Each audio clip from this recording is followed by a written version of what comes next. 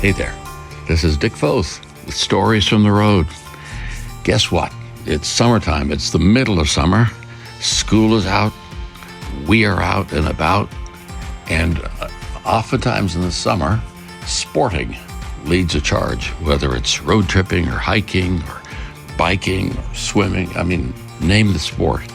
And of course, then there's the greatest of all challenge for a few folks who are a little off center, if I could put it that way.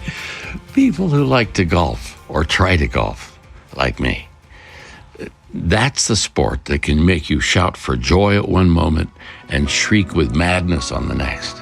So on this summer day, I'm out with a friend putting between holes on a 9-hole golf course, and we have some swing thoughts. Here you go.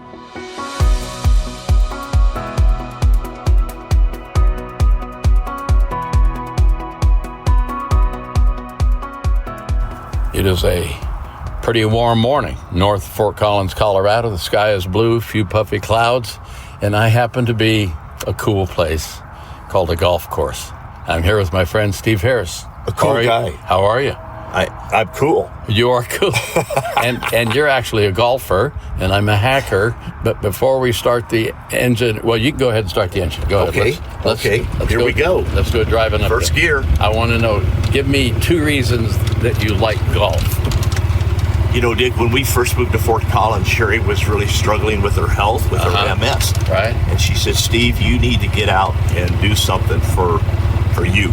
And so I started playing golf, and it was very therapeutic to me. How many years ago? Oh, boy, it's been about 30 years ago where I really started playing, and she said, you need this for your mental health. Okay, so so golf is therapy. What else?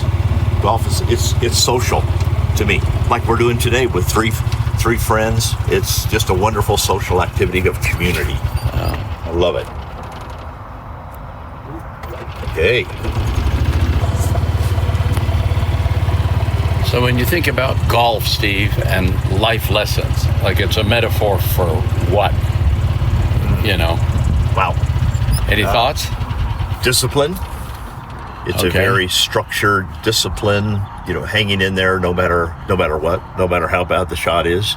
Don't give up. That's interesting. Yeah. Because I like giving up when I play golf. Well, something's wrong. I say let somebody else find that ball. Yeah, I think too many times we just want to give up and quit and just be persistent. So discipline is one takeaway, that it's structured, you got to stay with it, persevere, so forth. What else? Go slow. Sometimes we rush our swing, we rush the game and just slow down. Sometimes in life we're just in such a big rush we don't take time to smell the roses, Dick. See, I don't know any other sport that is so counterintuitive, because almost every other sport you're thinking attack, break, go for it, kill it. And I tell people that's my swing thought, kill that sucker, and it never works. It just doesn't work. No. So go slow. Go slow. In life, everything. So we have 2 lessons. Discipline, which means perseverance, among other things.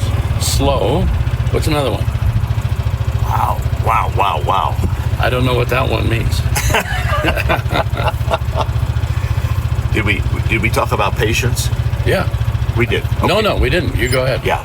Patience with yourself, and patience with other people that you're with, and just the whole process of staying patient. In this sport, you're competing with the course. You're playing the course. Right. You're competing with yourself and the 5.5 inches between your ears.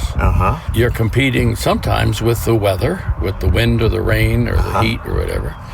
And then lastly, you might be competing with somebody else. That's right. But it's a good kind of competition all the way around. Exactly. Helps fine-tune you, right? Exactly. Fine-tune you in the area of patience and, yeah. What if I don't want that? Well, I should shoot hoops, right? I would take up pickleball. So when you swing a golf club, Steve, talk to me about rhythm. You know, years ago when we were on staff at a church in Pueblo, an old guy in the church, he was a tremendous golfer, very consistent. He said, Steve, think word rhythms.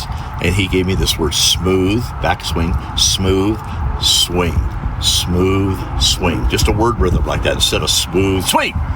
Yeah, that's like, was that Karate Kid? Yeah. Kid with off to the left, swiping the wax.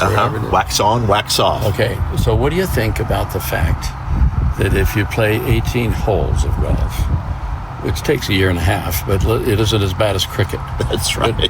But let's just say, what do you think when you think 18 holes? Sometimes I start thinking nap. Oh, okay. Yeah, nap. How about 18 chances? 18. See, I like it because I get 18 chances to start over. Mm-hmm. You get 18 chances to do it. And sometimes 9 holes I go, man, I wish I had 9 more. There you go. We finished 9 holes, and you did well, Steve. Well, thank you, Dick. And I did beautifully on that 1 hole. But next time I saw 3 holes. Well, okay. All right. So I'm paying for your round the next time when we go. I've liked you all along. So, as a takeaway, one wrap-up thought here in terms of being on the course. What comes to mind? I think, again, the community, I enjoy getting 3 guys together to play. I love going out as a single. I am not intimidated by that. I like meeting with, just going out as a single and teaming up with 2 or 3 guys. Yeah. And until they ask me, what do you do for a living? And then you got to tell them. Does that shut down the conversation? Sometimes they quit cussing. Well, there's that. Do you still hit the ball straight, even though they found out you were discovered? Yeah, it kind of rattles my cage a little bit, but I always wait for that question to happen. But I love teaming up and meeting new people. And their comment probably is, well, that's what I always thought pastors did, golf 4 days a week. Yeah, you just work Sunday. Okay, I'm leaving now, Stevie. Thank you, Dick. It's been a great day, buddy. Bye-bye.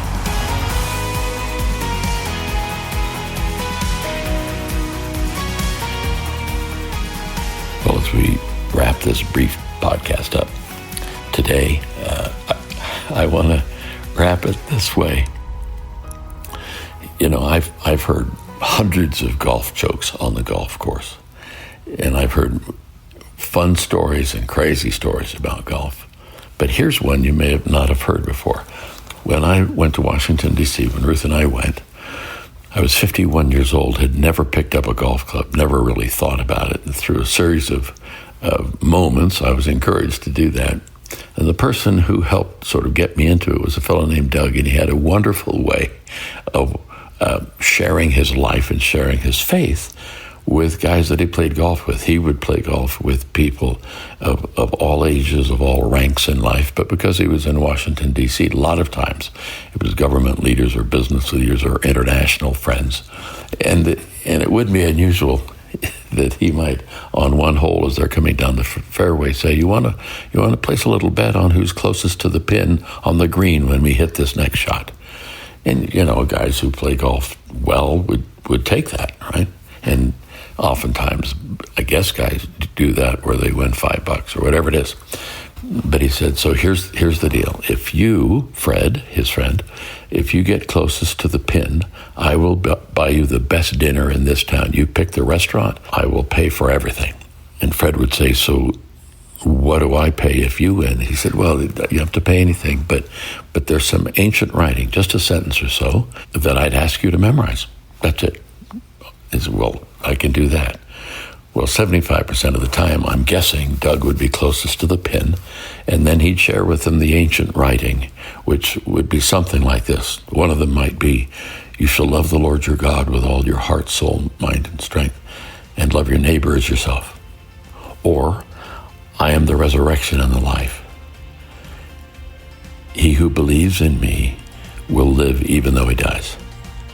So you have these guys who would never think a religious thought like that, who would never set about to memorize something like that, who end up memorizing that and it gets embedded in their brain and who knows, it might get embedded in their heart. I think if you're going to be a betting person, that's not a bad trade-off right there. So Well, that's all we have for today. God bless. Have a great week. Thanks for subscribing, and we'll catch you next time. Bye-bye.